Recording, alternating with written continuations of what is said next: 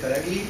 Marcela Croce, también una crítica literaria de importancia fundamental en la actual profesión argentina, y además una historiadora de la literatura y representante de la producción intelectual y académica de esta facultad. Así que nos enorgullece contar con ella, no solamente porque ha escrito y ha trabajado particularmente sobre la experiencia de Contorno y de Viñas, y por lo tanto nos va a hablar de un especialista, sino porque además es una persona que conoce y puede explicar pedagógicamente muchos de los problemas importantes que apenas empezamos a dañar en la clase anterior. Así que, aprovechando que están ausentes los otros dos panelistas, la dejo a Marcela con todo el tiempo que quiera. Obviamente habrá una exposición primero y luego iremos a preguntas y respuestas. Así que, Marcela. Bueno, gracias. Esperaba este estrellato improvisado, digamos. Primero quería agradecer la invitación, sobre todo porque en la última época, bueno, obviamente desde que David falleció, se produjeron algunos homenajes, uno casi inmediato en la Biblioteca Nacional y otro un poco más tarde en el Departamento de Letras, a ninguno de los cuales fui convidada. Entiendo que porque en la última época habíamos tenido algunas diferencias serias con Viñas. Puedo entender que hubiera quedado algún tipo de resentimiento escuchando eso. No puedo entender que se ignore por completo a alguien simplemente porque ha tenido una diferencia. Y por otro lado, debería explicarme por qué en la Biblioteca Nacional estuvo Noelle Trick, quien hacía 40 años que no se hablaba con Viñas, y no se me convidó a mí, que evidentemente llevaba mucho menos tiempo de comunicación. Pero bueno, salté a esta distancia que forma parte del folclore que circula en las aulas de esta facultad. Aparentemente yo habría escrito una especie de panfleto libelo o algo así en contra de Viñas, que obviamente nunca escribí, y que simplemente fue un artículo que, debo admitir, se trató de un refrito de una tesis doctoral que yo había hecho sobre Viñas y que había sido publicada bastante antes y que había sido realizada bastante antes. Más allá de estas circunstancias, creo que forma parte simplemente del folclore de los pasillos de esta facultad, tan nocivo y tan prolífico, por otra parte. Bueno, en realidad mi idea era hablar básicamente de Viñas. Yo recibí en estos días la reedición que hizo Razón y Revolución de la novela, que originalmente se llamaba La Semana Trágica, que ahora se llama La Semana, que era una costumbre que tenía David, suprimir algo que le parecía de pronto demasiado obvio, ¿no? Cuando él publica su primer libro de crítica, que se llama Literatura Argentina y Realidad Política, está convencido de que ese es el título que tiene que ponerle, y cuando lo reedita 30 años más tarde se llama Literatura Argentina y Política, porque le parece que la palabra realidad ya suena demasiado enfática, ¿no? Me parece que lo mismo ocurre con la idea de La Semana Trágica. Explicitar demasiado el momento desde el título le parecía que podía ser una especie de exceso connotativo al cual él trataba de escapar. Ya que ustedes están hablando del tema del Contorno y de Viñas y de todo lo que es ese momento particular, me gustaría hacer alguna referencia a eso, a lo que fueron los inicios de la revista Contorno, a lo que fue el papel de Viñas dentro de Contorno. Yo estoy casi convencida de que Contorno ha establecido un nuevo canon de la literatura argentina y que fue el primer ejercicio más o menos sistemático de una crítica, no sé si llamarla marxista, pero por lo menos con ciertos componentes de orden sociológico dentro de lo que era la literatura argentina. Leyendo el prólogo de Rosana López Rodríguez, me gustaría obviamente comentarlo con ella, veo que hace alguna observación sobre esto que yo digo respecto al Contorno, diciendo que en verdad ya había algunos autores que habían trabajado eso, como es el caso de Agosti, por ejemplo, ¿no? Efectivamente, el tema era que yo me refería básicamente a lo que se producía a nivel de crítica académica, porque tenemos que entender que Contorno fue una revista universitaria. Una revista universitaria que en su mejor momento debe haber tirado 300 ejemplares, ¿no? Es decir, la leyenda o el mito son absolutamente posteriores a eso, y era una revista de circulación muy escasa y excesivamente endogámica en lo que eran los alrededores de Piamonte y San Martín, que era donde se encontraba en ese momento la Facultad de Filosofía y Letras, que es donde está actualmente el rectorado de la universidad. Es decir que, evidentemente, era un ejercicio de corte académico, o por lo menos de corte universitario, que trataba de insertarse dentro de lo que estaba produciendo en ese momento la academia. No dentro de lo que se estaba produciendo fuera de la academia, ni de lo que estaba produciendo a nivel político. Porque verdaderamente Contorno no tenía inicialmente más interés político que el de demostrar su antiperonismo, cosa que lo hacía con bastante frecuencia. Y solo después del año 55, y particularmente cuando empieza a armarse la campaña de Frondizi, algunos de los contornistas, y no es el caso de David, empiezan a formar parte de los grupos que van a sufrir Frondizi. Claramente es el caso de León Rosicchner, claramente es el caso de Ramón Alcalde, que llega a ser ministro de Educación en Santa Fe bajo el gobierno de Silvestre Beñiz.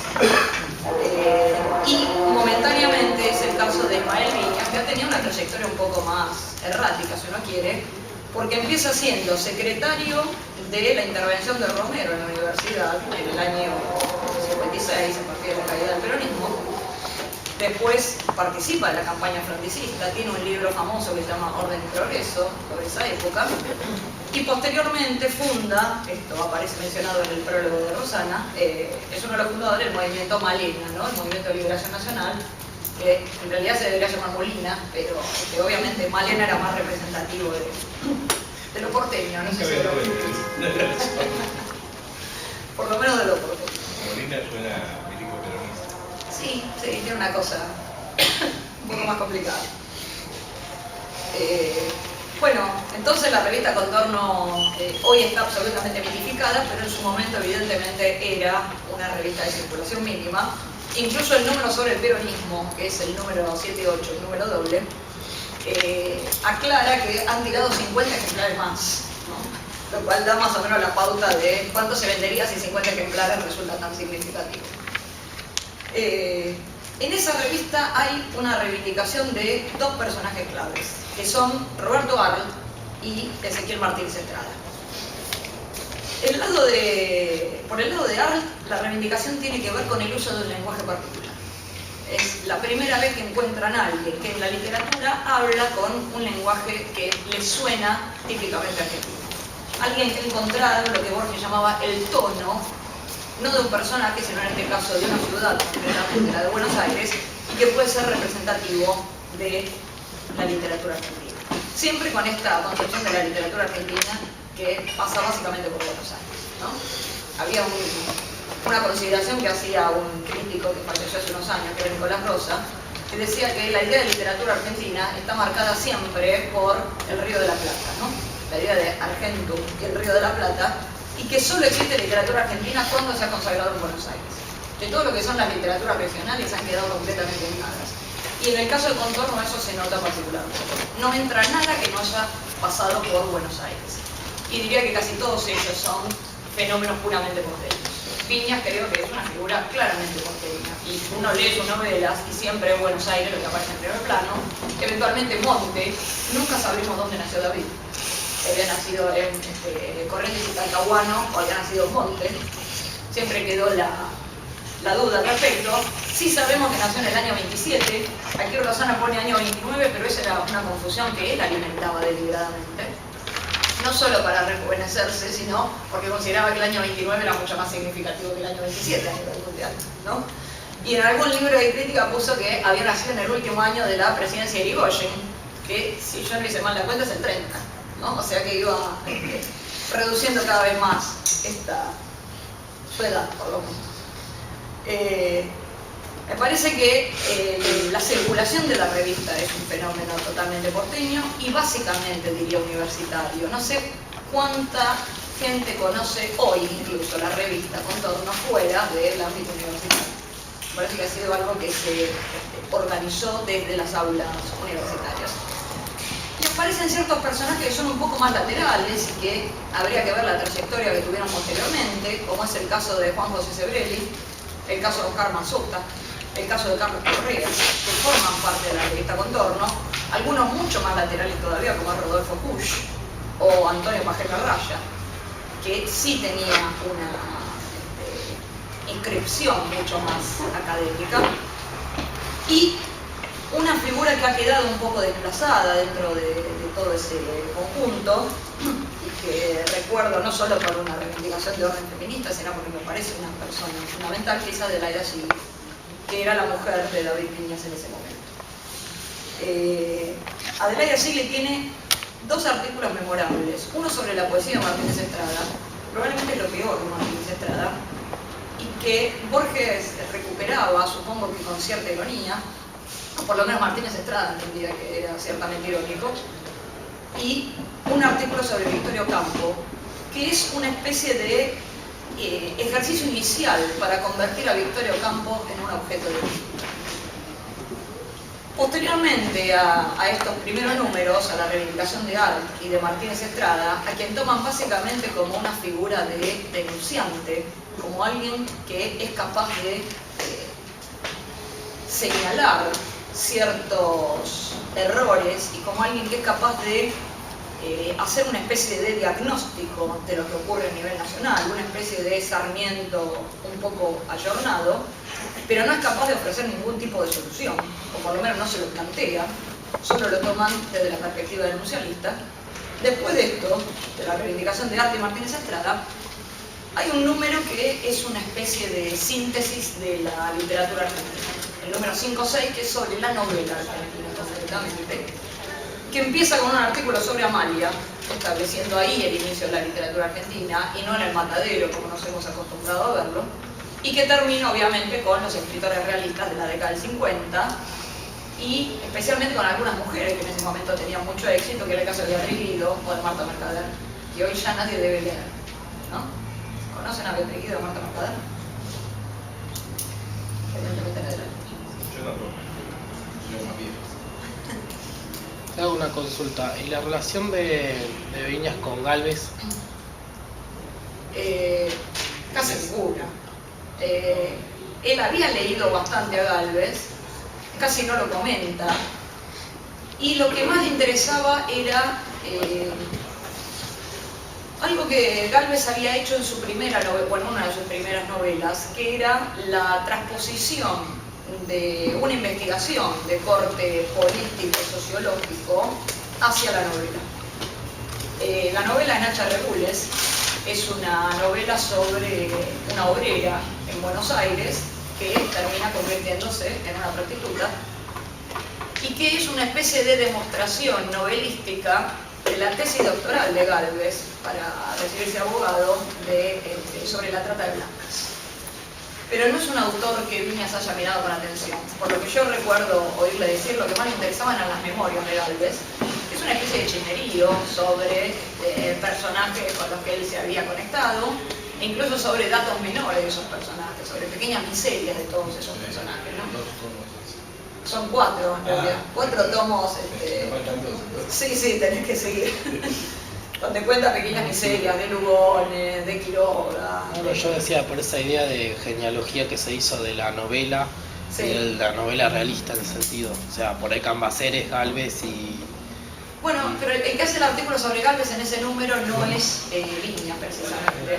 El artículo de Viñas es el de Amalia, que se llama Los dos ojos del romanticismo.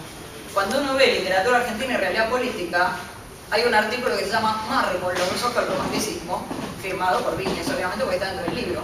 En la revista está firmado con un seudónimo que es Raquel Weinbaum, que era una costumbre frecuente que tenían todos ellos, y que según Viñas era para que no se notara que la revista la hacían 2 o 3 personas.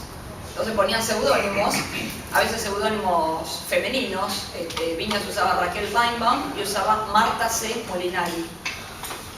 Ismael Viñas usaba uno que era B. San Román, que también era un modo de figurar así. Los otros no usaban seudónimo en general, supongo que escribían bastante menos. Pero en el artículo sobre Gálvez, que aparece en ese número de Contorno, la idea es, literalmente, dicen, Gálvez no nos da ni frío ni calor. No nos interesa, básicamente. No representa nada. Es mucho más duro, en cambio, el artículo que es sobre Mallea, que en ese momento era una especie de vaca sagrada literaria, que es un artículo de Rosichner, impregnado con todo lo que es la moda fenomenológica del momento, ¿no? Extensa cita de Merleau-Ponty, de Max Scheler, sobre quien Rosicgne había escrito un libro y pretendía hacer una tesis en Francia y luego se arrepintió, donde demuestran que Magia en realidad no puede ser un escritor representativo porque no ha captado el lenguaje típicamente porteño. Lo que reconocen en Arlt ven que es un déficit en el caso de Magia. No sé si alguien ha leído a Magia, yo no lo mandaría a leer a Magia, obviamente, pero es una figura totalmente insoportable.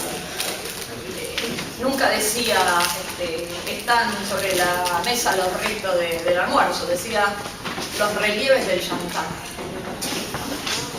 No es precisamente un escritor que uno quiera leer, porque se vuelve un poco complicado, una especie de barroquismo, y tenía la fea costumbre de escribir novelas de 400 páginas, con lo cual desalentaba inicialmente a los lectores,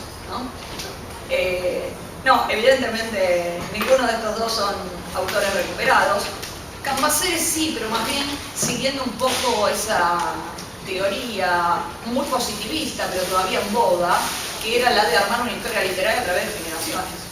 Entonces, Mármol sería representante de la generación del 37, Cambaceres la generación del 80, Rojas del centenario, así sucesivamente. ¿No? Era un poco esa la teoría. Y después terminan con autores mucho más contemporáneos, leyendo mal a algunos autores, creo. Por ejemplo, hay un artículo breve que se titula Onetti, un novelista que se despide, en los 50. ¿No? Creo que fue un error de perspectiva que probablemente hayan tratado de corregir posteriormente, pero creo que el único que sigue con esa voluntad de armar una historia de la literatura argentina es Viñas, y que su historia de la literatura argentina es literatura argentina y realidad política, donde toma un método de organización que es absolutamente original, que es los viajes de los escritores y la figura de escritor que se genera a través de cada uno de estos libros, ¿no? El viaje utilitario, el viaje gotista, todas las figuras que va tomando y que permiten ver a Sarmiento, a Alberdi, al propio Echeverría, y por tanto el romanticismo. Me parece que ahí hay una cosa mucho más original. Y después, en el modo de aplicación de la dialéctica amo-esclavo en categorías que él traduce en términos de la oligarquía argentina en niños y criados favoritos, ¿no? El artículo sobre Mansilla básicamente es eso. Cómo se define el niño y cómo aparece la figura del criado favorito que lo malcría al niño sobre un esquema que se ha repetido en varias literaturas, como es el caso de la cabaña del tío Tom, ¿no? El favoritismo del niño por el criado y cómo se va desdoblando en sucesivos momentos de la historia literaria. En el número 7 y 8, Contorno, tiene que responder un llamamiento que ha hecho la revista Sur, que es la invitación a un frente único intelectual antiperonista. El llamamiento, obviamente firmado por Victorio Campo, que convoca a digamos, una alianza de todas las fuerzas progresistas, por llamarlo de alguna manera, y que obviamente la revista Contorno tiene que rechazar, ¿no? El editorial se llama Peronismo y lo otro, y hay una explicación de por qué no pueden tener ningún tipo de alianza con el liberalismo de la revista Sur, cosa que resiente un poco las relaciones y que los deja en una situación de aislamiento, salvo por el hecho de que ellos van tendiendo hacia el fronticismo de manera casi inmediata. El momento en que empiezan a hacer una especie de campaña del fronticismo, que aparece mucho más en uno de los cuadernos de Contorno. Contorno saca 2 cuadernos, uno prácticamente dedicado a eso, a defender la campaña de Frondizi y a pelearse con la revista que era la revista que dirigía Rogelio Frigerio, que era el sostén de lo que iba a ser la UCRI, la Unión Cívica Radical Intransigente. La revista termina en el número 9-10, que es un número que trae artículos muy largos, artículos mucho más políticos, casi dogmáticos por momentos, y según comentaba David, el problema era que el estudio donde tenían la redacción de Contorno, que era el estudio de Ismael Viñas, que era abogado, pertenecía a la familia de Susana Fiorito, que era su pareja en ese momento, y lo habían vendido como parte de una sucesión o algo por el estilo, y ya habían dejado de tener un espacio de reunión.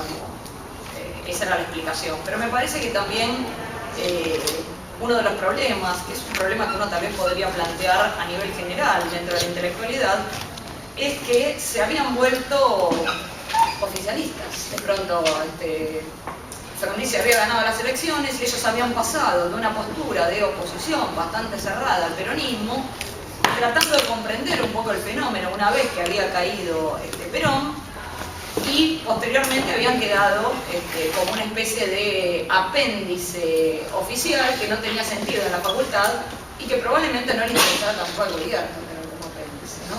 Es decir, una revista menor que se dedicara a ellos tampoco parecía demasiado significativo a los fines de una organización mucho más amplia.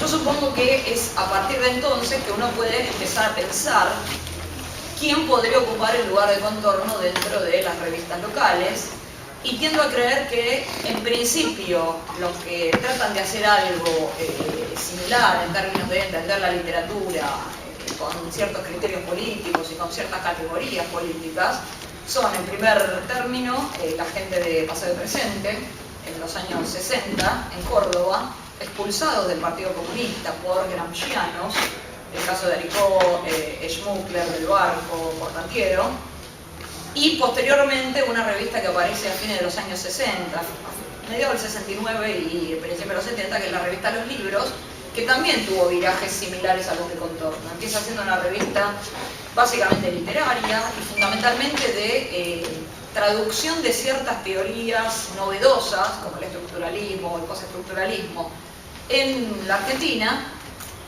una red de relaciones con el resto de América Latina, con editoriales que estaban publicando autores interesantes dentro del continente y que hacían algo de sociología, educación, cierta economía un poco novedosa, editoriales como Siglo XXI de México, como Monte Ávila, como la editorial universitaria de Santiago de Chile, que publicaban a Fernando Cardoso, publicaban a Teodoro dos Santos, publicaban a Paulo Freire,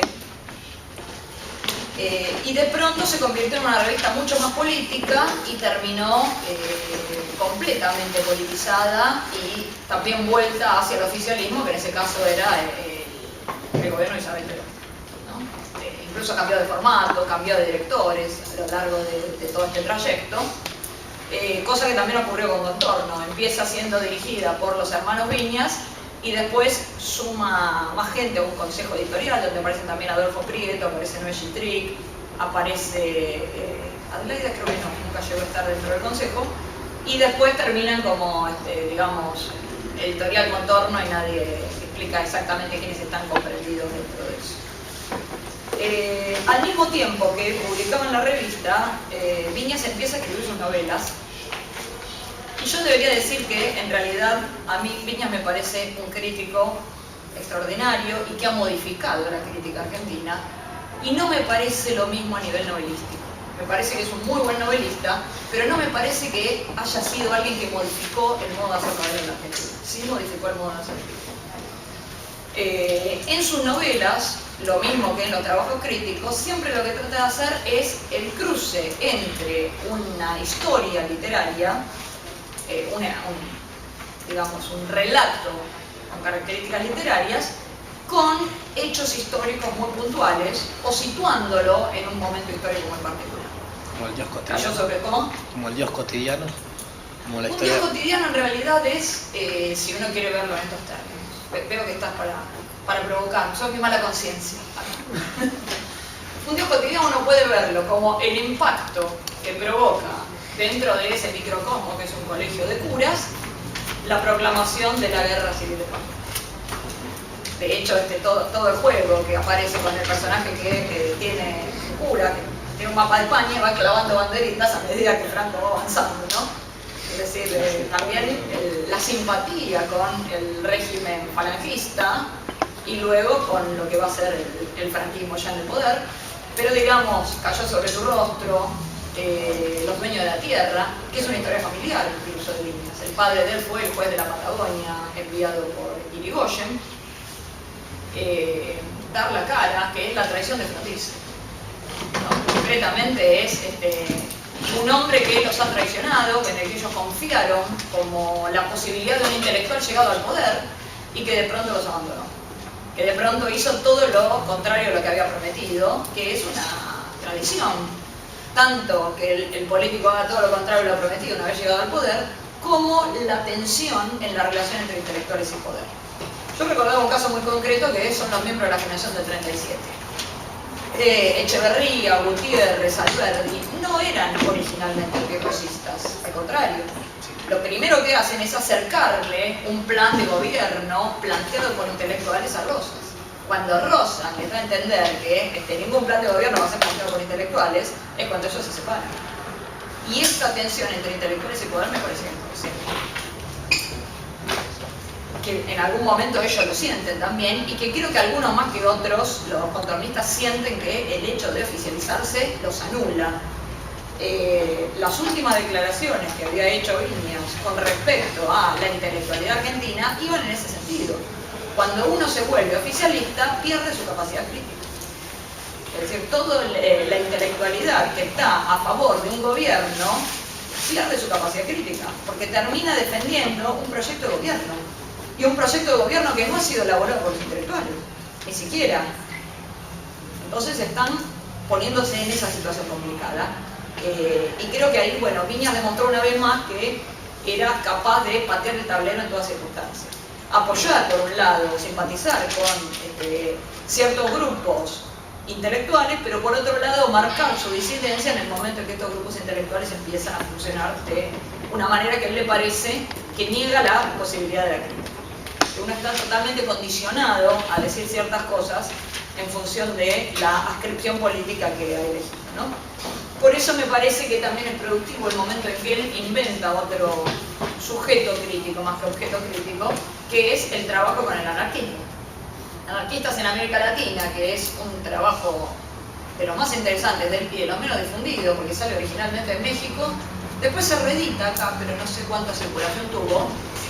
Es un texto donde él va armando una sucesión anárquica a través de las cárceles que fueron, a las que fueron confinados los anarquistas desde la década de 1910 en adelante, ¿no? El caso de Flores Magón en una cárcel norteamericana, pero también en San Juan de Ulúa, lo que significa México, el Frontón en el caso de Perú, la isla Fernando de Noronha en Brasil, la isla de los Estados y en el caso de la Argentina, ¿no? Y el penal de Tierra del Fuego, cómo se va marcando esta serie de disidentes, de opositores al poder a través de las cárceles a las que fueron a parar y cómo se puede reorganizar todo ese recorrido. En ese sentido me parece que él tenía una gran originalidad de organización y que los recorridos eran su preferencia, ¿no? En un caso era el viaje, en otro caso el recorrido carcelario, pero siempre él hacía esto, tratar de abarcar ciertos espacios, fundamentalmente espacios que tienen que ver o con lo nacional o con lo continental, plantear una literatura nacional o plantear un esquema de unificación intelectual a través de un fenómeno determinado, como era la persecución de los anarquistas, y armar un texto a partir de eso. Incluso, si leen algunos de los textos de crítica, Viñas todo el tiempo inventa citas. Inventa citas que son cosas que se le ocurren a él y las atribuye a personajes tantos, ¿no? Permanentemente hace ese juego de atribuciones, con lo cual todo el sistema es absolutamente coherente porque las citas son hechas por él mismo. Eventualmente, cuando toma citas de algunos autores, siempre las hace funcionar para sostener la tesis que él tiene planteada de antemano, ¿no? En ese aspecto yo decía, y creo que esto fue una de las cosas que generó la polémica y un poco la ruptura con él, que muchas veces lo que hace Viñas en la crítica es operar con un sistema de orden más idealista que materialista, yo lo entiendo. Porque él tiene una idea determinada de lo que quiere demostrar y lo demuestra sobre una materialidad textual.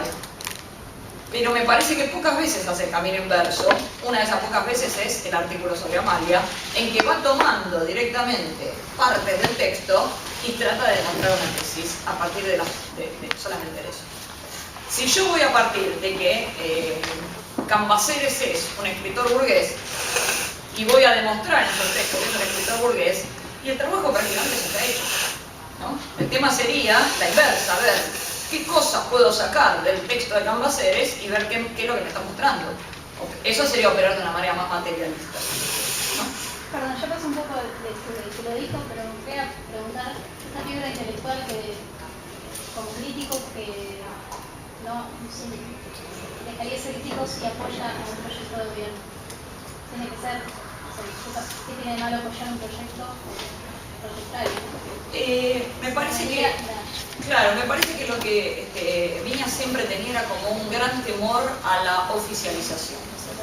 Que en el momento en que uno se convierte en un intelectual oficial, solo está marcado por tener que sostener a un gobierno, independientemente de que uno apruebe todos los aspectos de su gobierno. ¿Sí? Es decir, solo se dedica a eso. Entonces, ¿qué capacidad crítica tiene si en definitiva está pautado por un esquema que es externo a su propio pensamiento? Eso era lo que él sostenía. Y si se puede ser crítico con alguien que también está aliado al poder. Ese es el otro problema. Se puede ser crítico con alguien que uno sabe que intelectualmente es un incapaz, supongamos, pero que también está apoyando cierto proyecto de gobierno. Uno puede salir a decir me parece mal lo que acaba de hacer fulano, o el texto de él tiene tales y cuales problemas, sin tener un problema interno al mismo tiempo. Ese es el tema. Cómo uno pierde la capacidad crítica porque empieza a tener otro tipo de compromisos. No quiero poner ejemplos puntuales porque... Horacio González sabe que primero es un tema. A eso iba. Tal vez eso, ¿no? Me parece... ¿Hasta qué punto uno tiene que terminar aceptando? No entiendo por qué entendiste tan rápido los sujetos a los que me refería. Esa sería una posibilidad. Y por otro lado, al mismo tiempo también tener que enfrentarse con gente que de pronto uno puede respetar en términos intelectuales, pero que como está en una vereda opuesta en términos políticos, hay que enfrentarse. Creo que una de las cosas que más los incapacitó, por ejemplo, a los de Contorno, fue la comprensión de Borges.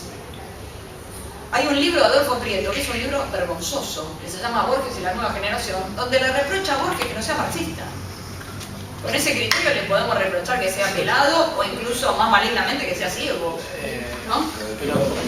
Pero Contorno con esta idea de la reivindicación de la novela, ¿no? Tampoco evitaba discutir con Borges, porque Borges como nunca escribe novelas. Podría ser, pero en realidad me parece que el problema que tuvieron fue otro. Ellos rechazaban a Borges por lo que Borges representaba en términos políticos, si bien también simpatizaban con el antiperonismo, ¿no? Pero al mismo tiempo que ellos rechazaban el estilo de literatura de Borges, ese estilo literario en el cual nunca hay una referencia a lo real, sino que la referencia siempre es a otro texto, el gran modelo que ellos tomaban como orientador de la revista, que era la revista L'État Moderne de Sartre, fundada después de la Segunda Guerra Mundial, publicaba a Borges. Entonces, ¿cómo podían explicar que ese autor que ellos rechazaban porque hacía una literatura totalmente fuera de lo humano, ese era el mote que le ponían, de pronto era rescatado por Sartre, a quien ellos tomaban como modelo para prácticamente todo, para la idea del compromiso? Y cómo a Sartre no le importaba que Borges no fuera un escritor comprometido.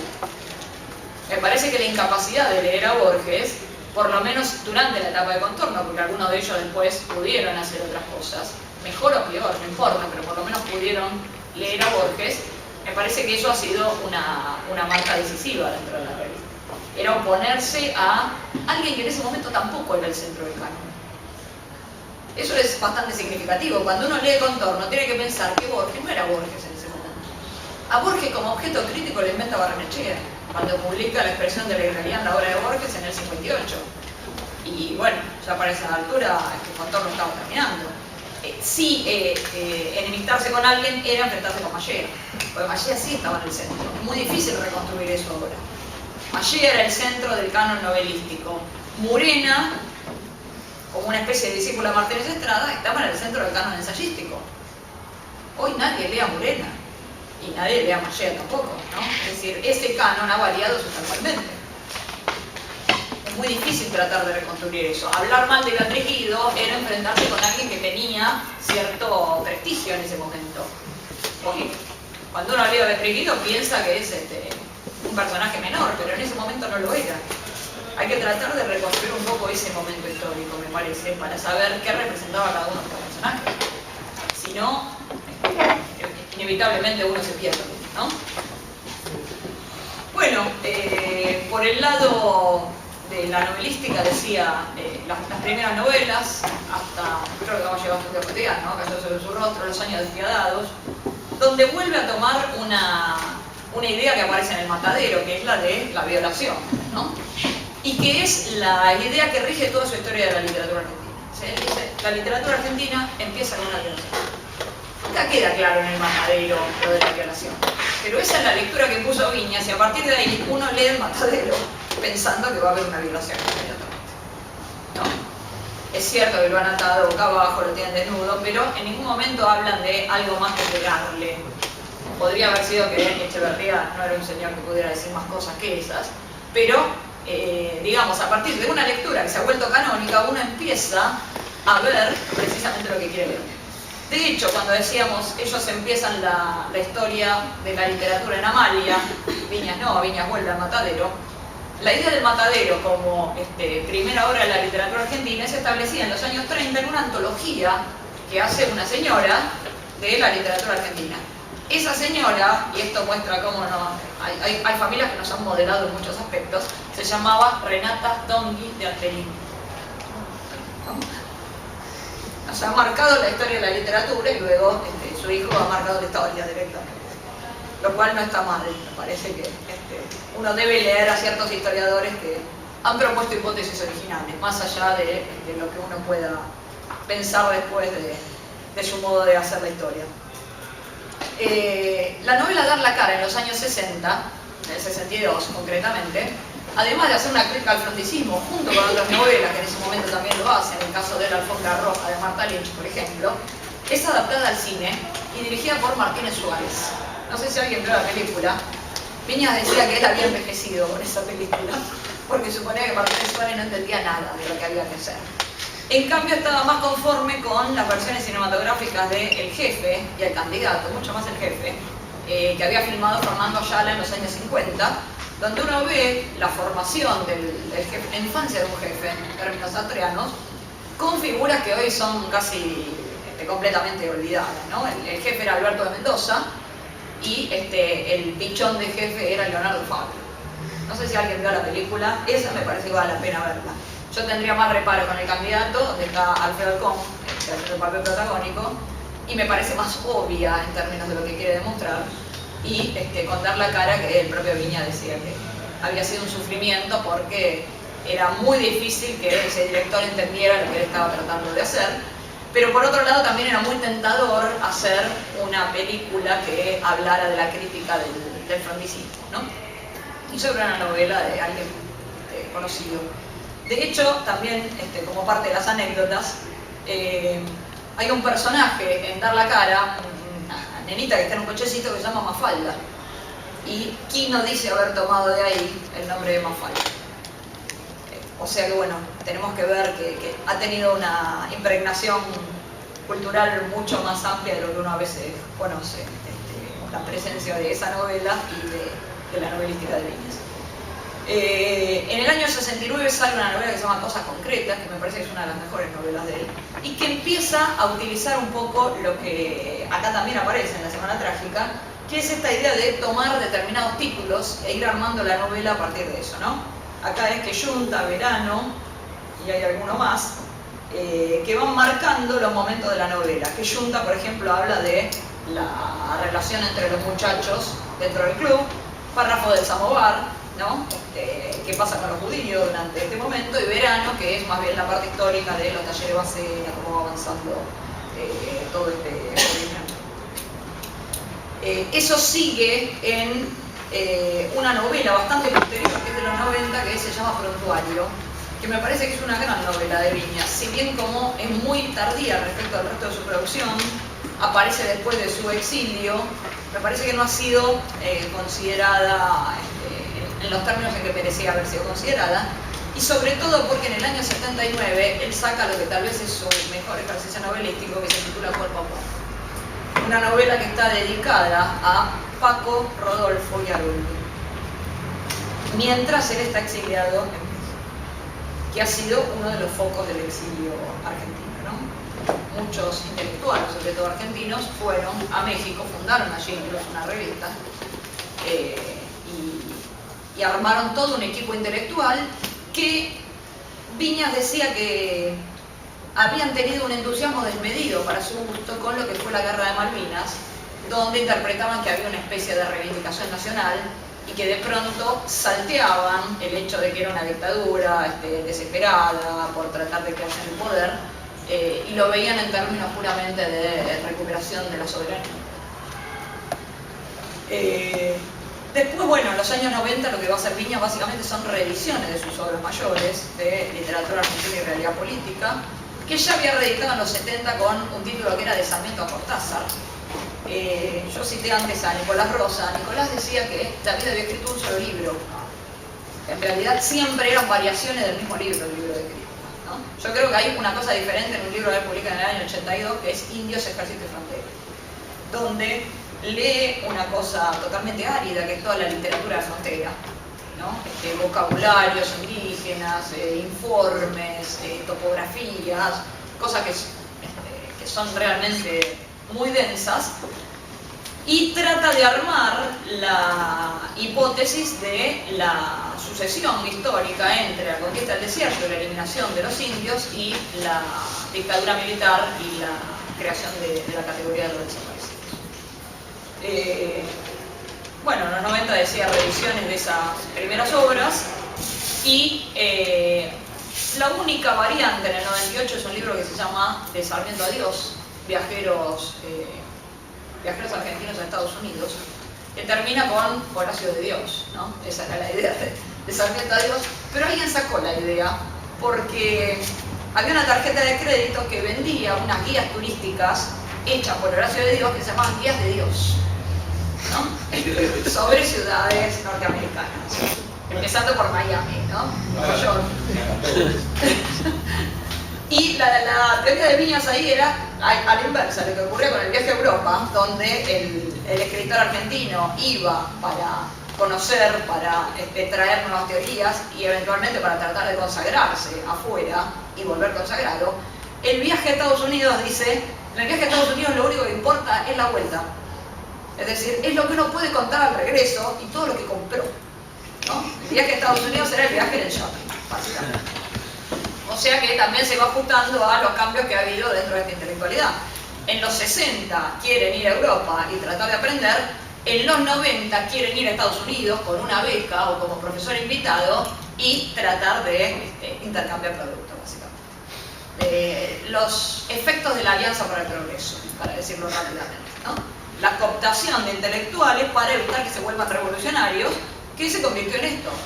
Querer ir a participar de la Universidad Norteamericana, a dar clases de lo que a los norteamericanos no les importa, que es todo lo que tiene que ver con el área latina, a formarse de manera más deficiente que en su propio lugar de origen, con respecto a cosas que obviamente los norteamericanos no pueden conocer mejor, y a tratar de volver consagrado y aplastarle la cabeza a todos los que se quedaron acá, ¿no?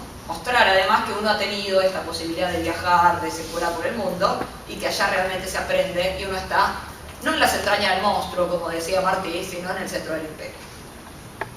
Eso me parece que es claramente una denuncia de Viñas hacia básicamente todos sus contemporáneos, haciendo una sucesión que pasó desde los que iban en los años 1850 de Sarmiento, totalmente fascinado con Estados Unidos, hacia otras versiones que son un poco más equilibradas. Por ejemplo, la de Paul Boursac, que además era un francés y consideraba que en Francia estaba lo mejor, que decía, Estados Unidos es el país mamut, todo es gigante, ¿no? Todo le desagradaba, la geografía es gigante, los edificios son gigantes, son pretenciosos, todo le parece horrendo, pero en general hay una fascinación. O la búsqueda del exotismo, Victorio Campo yendo a Harlem, a un club de negros que tocan jazz, pero como turista, ¿no? No es meterse con los negros, es ir como turista, escuchar un espectáculo previsto para este tipo de turismo. Y bueno, en los 90 todavía, todo lo que tiene una beca norteamericana o ir a la Universidad Norteamericana. Eso me parece que sigue funcionando exactamente así.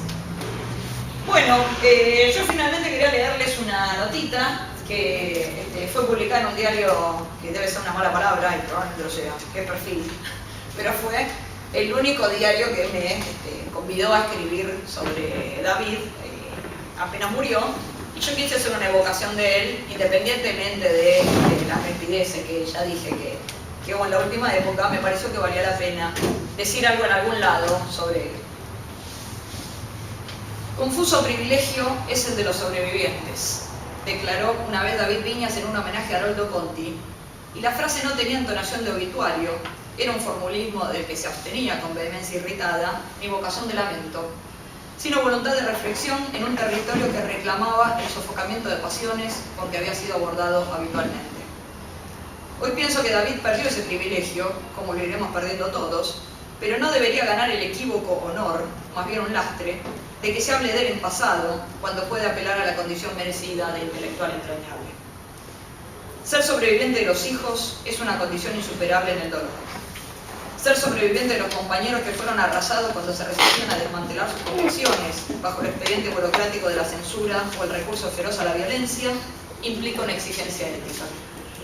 Por eso sus libros se expandieron en dedicatorias a los ausentes, a María Adelaida, a Lorenzo Ismael, a Paco, a Rodolfo, a Haroldo. Sus ensayos se obstinaron en la denuncia permanente que venían ejerciendo desde sus inicios. Su teatro mostró las fisuras y la dogmática del poder. Sus indagaciones recuperaron los orígenes del genocidio y sus clases en la universidad funcionaban como una convocatoria a la acción intelectual, a poner el cuerpo, a desprenderse de esa forma que llamaba descafeinada y aséptica de encarar los textos desde la inmanencia para reponer el contexto con un dramatismo desbordante. Por eso sería una injuria para David repasar su trayecto, no la trayectoria ni la carrera, palabras a las que se sustraía con desconfianza, como si prometieran una lápida o una corona de laureles, sin colocarlo en su contexto, o mejor dicho, en sus contextos sucesivos. El del peronismo clásico en que escribió sus primeras novelas, Lo dueño de la tierra, mientras dirigía con su hermano Ismael la revista Contorno, que significó la fundación de una nueva crítica literaria en la Argentina. Desde allí se opuso al gobierno, pero también se resistió a la alianza de intelectuales promovida por los liberales amparados en la revista Sur, apenas proclamada la Revolución Libertadora. Desde allí también rescató las figuras de Roberto Arlt y de ese indignado permanente que fue Ezequiel Martínez Estrada. El siguiente contexto es el del frentisismo, que favorecido de los cuadernos de Contorno por algunos miembros del grupo, derivó en la desilusión que se expone en dar la cara. Le sucede el del gobierno radical de Ilía, en el que expuso sus hipótesis iluminadoras sobre el papel de los intelectuales y organizó una historia literaria a través de tipologías de viajes, literatura argentina y realidad política. El de la presidencia de Lanús, en que surgió de Sarmiento a Cortázar. El del exilio durante la última dictadura militar, en que trazó la continuidad exterminadora de la conquista del desierto y el proceso, indios, ejército y frontera.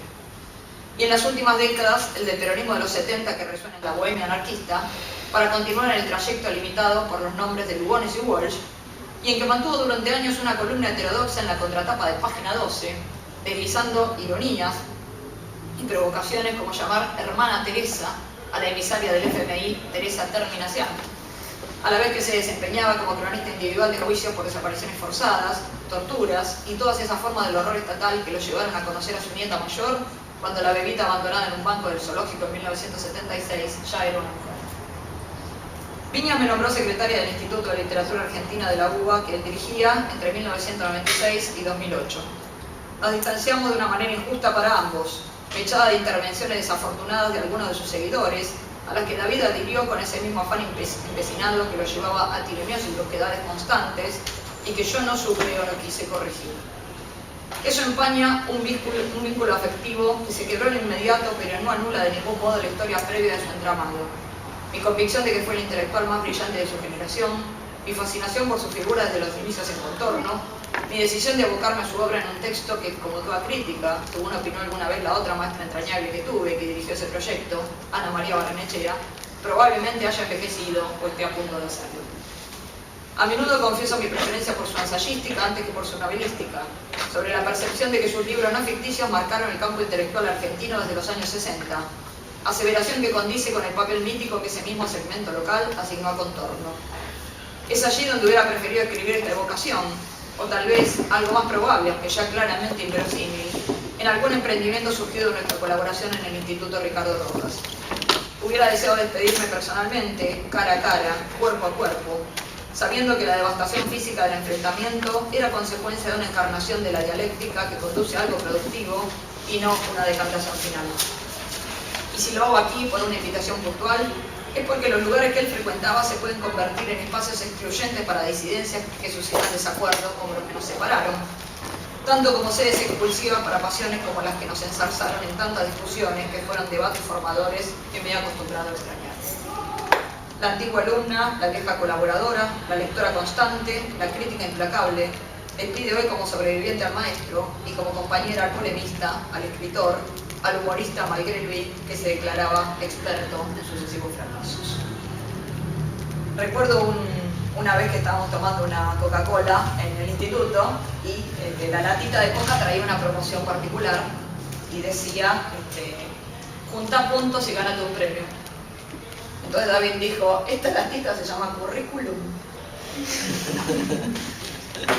Bueno, preguntas, comentarios, tiempo todavía.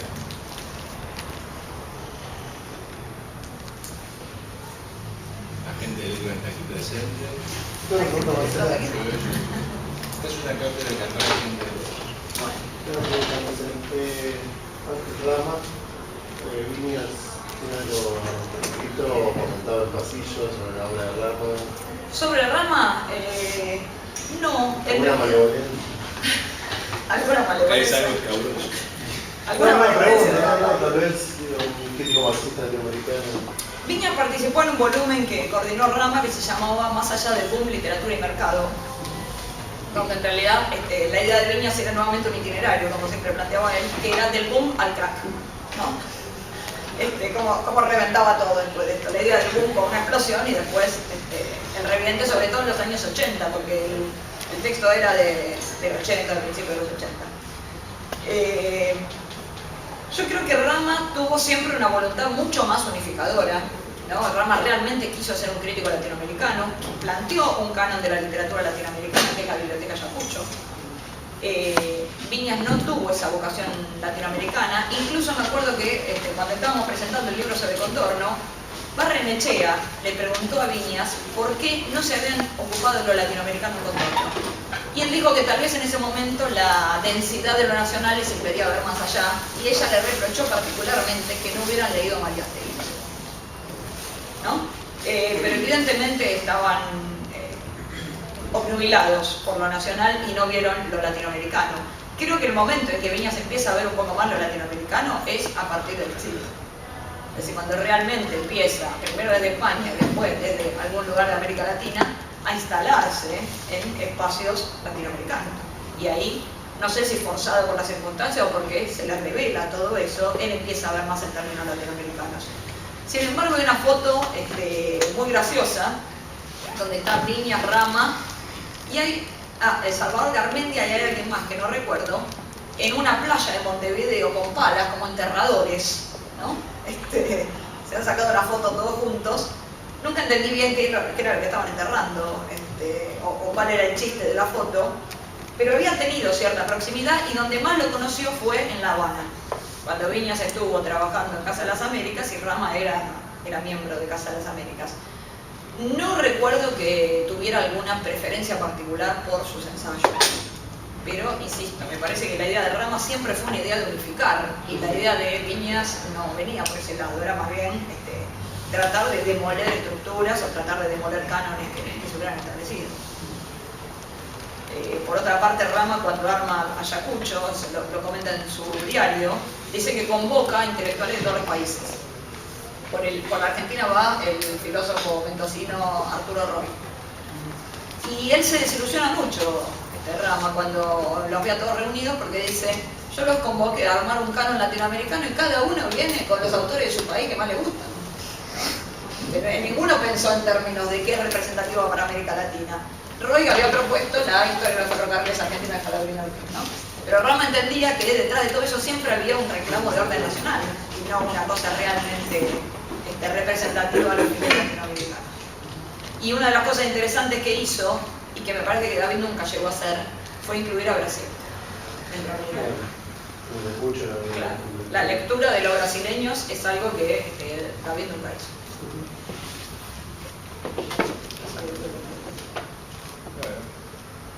¿Alguna cosa más? Yo tengo una duda. Mi duda es si durante los años 30 surge alguna revista parecida con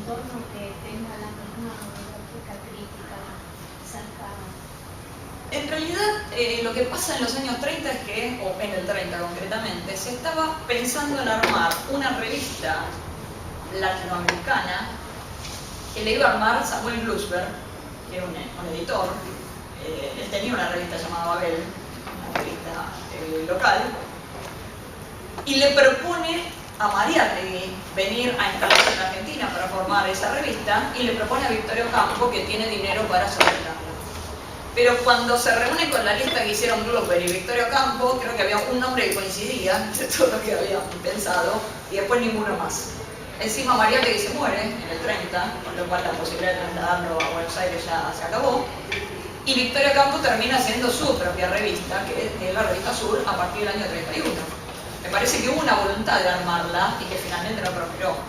Lo que sí existía eran revistas, pero más, revistas de libros. La Editorial Claridad publicaba una revista, pero no una revista que tuviera una postura política así. Me parece que en los años 30 tampoco era el mejor contexto para armar una revista política, ¿no? No que yo sepa. Y después, bueno, diarios y revistas, pero ultranacionalistas. Hay una revista del año 38 que se llama Sol y Luna, no sé si alguien la vio alguna vez. Es escalofriante. No, es caudillo de España por la gracia de Dios y todo ese tipo de cosas. Y con autores como Anzoátegui, no sé, bueno, Marechal, obviamente, que está con el nacionalismo católico en ese momento. Una revista medieval, Sol y Luna, y empieza con un grabado medieval sobre el sol y termina con otro sobre la luna, todos los números. Y citan extractos del pensamiento de Antonio Olivera Salazar, por ejemplo, ¿no? Alucinante, sale hasta el 43, lógicamente. Lo solventaba Juan Carlos Goyeneche, que estaba vinculado con la embajada alemana en Buenos Aires y que después fue a tener una entrevista con Hitler. En esta facultad trabajó como filólogo el traductor de la entrevista Franco-Hitler, que era Antonio Tobar. Al mismo tiempo que trabajaban los exiliados de la República Española, ¿no? Claudio Sánchez Albornoz. Que fue presidente de la República Española en el exilio. Exactamente, Niceto Alcalá Zamora. Efectivamente. Nos hemos nutrido de muchas cosas. Sí. Estamos abiertos a todo. Es un país generoso. Bien. ¿Listo? Bueno, muchas gracias. No, gracias a ustedes.